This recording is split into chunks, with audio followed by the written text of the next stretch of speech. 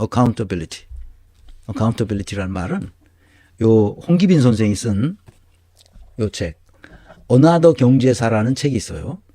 이 책 보면 경제의 역사, 자본주의 역사 이런 것을 제 1권으로 썼고 2권은 이제 산업 사회에서 산업 문명이 어떻게 됐는지를 쓰고 있습니다.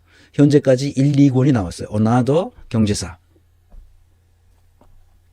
이 어나더 경제사의 accountability라는 말이 어디서 나왔고 그것이 뭘 의미하는지 홍기빈 선생도 인사조직론을 모르니까 자기 나름대로 정리했는데 제가 한번 읽어드리겠습니다. 자, 보십시다. 파트너십으로 이루어진 컴퍼니가 된 다음부터는 초기에 이제 주식회사 제도가 만들어졌을 때 이 얘기예요. 파트너십으로 컴퍼니가 된 다음부터는 이야기가 달라집니다. 가족이 아닌 사람들끼리 사업을 해야 하는 만큼 합리적으로 경영을 하기 시작했고, 왜냐하면 그 전끼리는 패밀리 비즈니스니까 가족끼리니까 뭐 그냥 다 우리가 이익이 났으면 다 같이 그냥 가족끼리 다 해 먹으면 되니까 문제가 없었는데, 가족끼리 하는 데는 한계가 있으니까 큰 사업을 벌리려면 이 동인도 회사를 세운다든지 해서 큰 배를 만들어 가지고 큰 무역을 한다 그러면 가족끼리의 자본을 가지고는 안 된단 말이에요. 그러니까 동료들을 다 끌어모아서 자본을 키워가지고 큰 사업을 벌여야 이문이 많이 나왔잖아요. 그러니까 파트너십을 만드는 거지.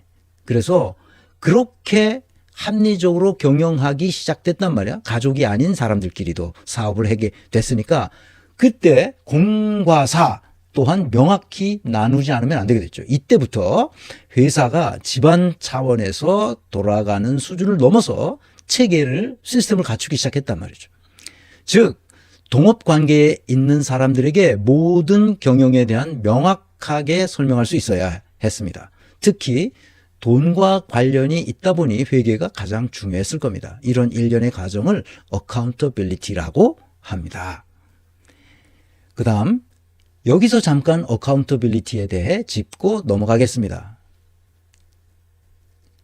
account는 회계라는 뜻이고 accountability라고 하면 회계를 할 때 왜 이렇게 계산이 되었는지 명쾌하게 설명할 수 있다는 정도의 의미입니다. 그런데 이 상황에 들어맞는 우리말이 없습니다. 간혹 책임성이나 투명성 등으로 옮기기도 하는데 과정 특성 중 일부를 설명할 수는 있지만 이 말이 회계에서 지닌 뜻 전반을 아우르지는 못합니다. 저는 예전에 번역한 책에서 accountability를 한자어인 성명성, 분명하게 밝혀준다는 그런 뜻입니다. 그 전 과정을 다 분명하게 밝혀준다. 성명하다 그러면 분명하게 설명을 해라. 뭐가 어떻게 됐는지 그것을 다 밝혀라 그런 뜻입니다. 성명성으로 옮겼는데요. 독자들이 무슨 말인지 이해하지 못하겠다고 해서 난감했던 기억이 있습니다.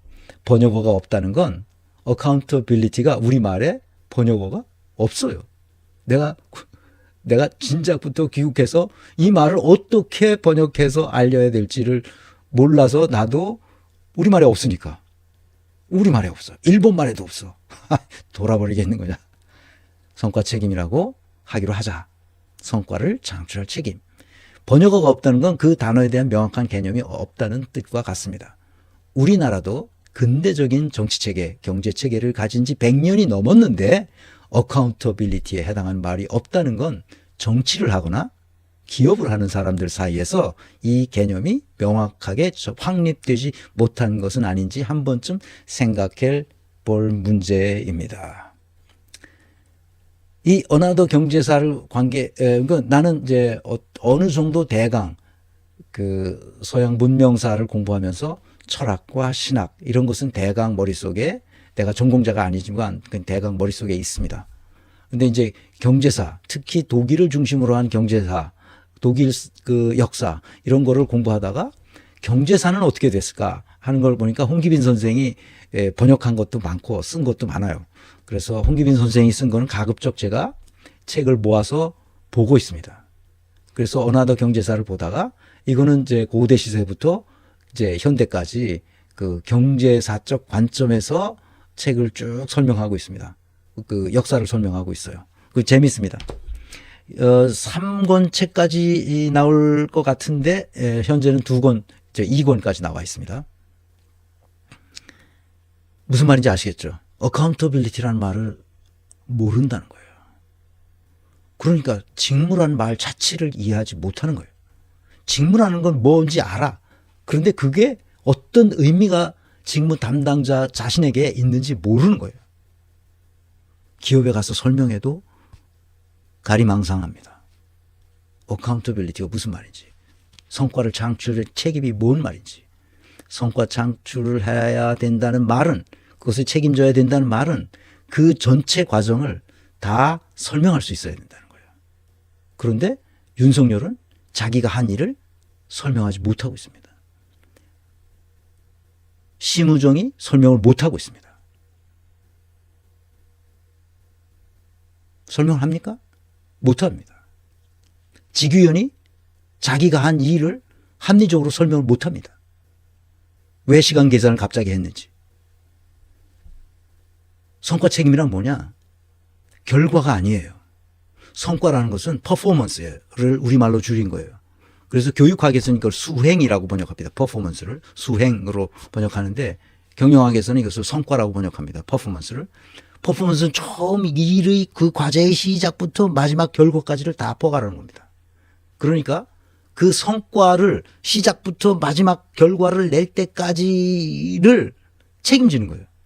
뭘 책임이냐? 성과를 내야 되는 책임. 성과는 결과를 포함하고 있습니다. 항상 시작부터 과정, 시작, 과정, 결과 이것을 다 포괄하고 있어요. 그게 성과예요. 퍼포먼스죠. 이해했죠? 그러니까 직무는 자기가 일을 해야 돼요. 시작해서 마지막까지를 다 책임지는 거예요.